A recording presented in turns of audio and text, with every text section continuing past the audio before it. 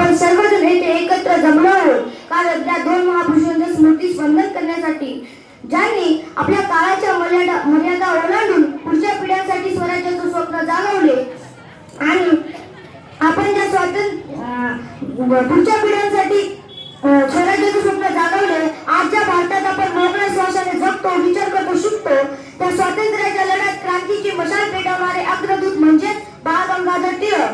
क्रांतीची मशाल पेटली, सिंहाची सीमा गळना गरजली. क्रांतीची मशाल पेटली, सिंहाची सीमा गळना गरजली. स्वातंत्र्याची नवी प्रेरणा टिळकांनी जनतेला दिली, टिळकांनी जनतेला दिली. तर लोकशाहीर अण्णाभाऊ साठे यांनी आपल्या साहित्य आणि शाहिरीतून शोषित, वंचित आणि कष्टकरी जनतेचा आवाज बुलंद केला. त्यांच्या लेखणी आणि समाज परिवर्तनाची प्रेरणा मिळाली. शब्द होते त्यांची तलवार, लेखणी होती त्यांची ढाल. शब्द होते त्यांची तलवार, लेखणी होती त्यांची ढाल. अण्णाभाऊंच्या विचारांनी समाज झाला जागृत आज, समाज झाला जागृत आज. टिळक अत्यंत बुद्धिमान, निर्भीड आणि दूरदृष्टी असलेले नेते होते. त्यांनी पुणे येथून केसरी आणि मराठा ही वृत्तपत्रे सुरू केली. या वृत्तपत्रांच्या माध्यमातून त्यांनी ब्रिटिश राजवटीविरुद्ध जोरदार टीका केल्या आणि लोकांमध्ये देशभक्ती